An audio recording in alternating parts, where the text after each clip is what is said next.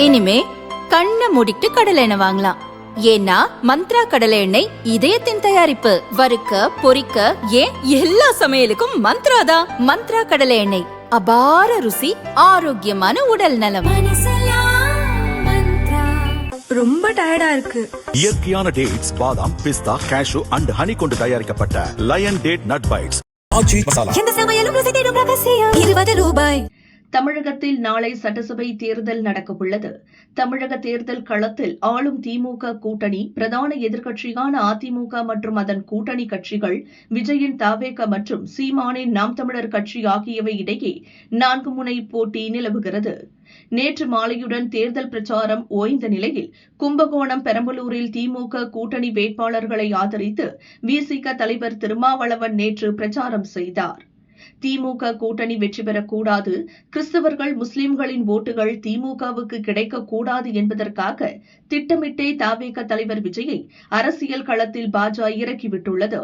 கட்சி துவங்கிய நாள் முதல் திமுகவையும் அதன் தலைவர் ஸ்டாலினையும் மட்டுமே விமர்சித்து வருகிறார். மோடியையோ அமித்ஷாவையோ விமர்சிப்பதில்லை. விஜய்க்கும் RSS இயக்கத்திற்கும் நெருங்கிய தொடர்புள்ளது. அதனால்தான் அவர் கூட்டணிக்கு அழைத்தபோது கூட நான் செல்லவில்லை. திமுகவை தொடர்ந்து விமர்சிக்கும் விஜய், ஜனநாயகன் படத்திற்கு தடை விதித்த மத்திய பாஜக அரசை விமர்சித்தாரா?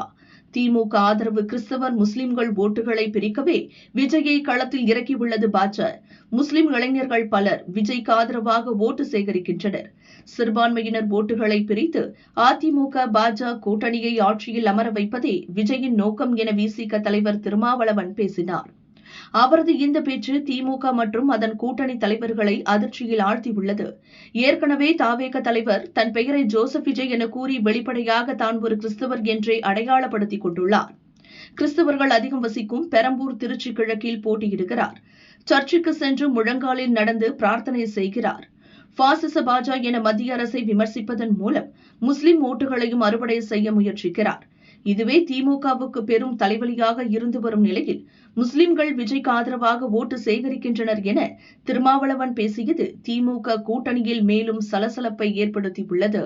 ஏற்கனவே சிறுபான்மையினர் ஓட்டுகள் தங்கள் பக்கம் இருக்கிறதா இல்லையா என்ற சந்தேகத்தில் உள்ள திமுகவுக்கு சிறுபான்மையினர் ஓட்டுகளை பிரித்து அதிமுக பாஜக வெற்றிக்கு விஜய் வழிவகுப்பதாக திருமாவளவன் ஓபனாக பேசியது தமிழக அரசியலில் சூட்டை கிளப்பியுள்ளது.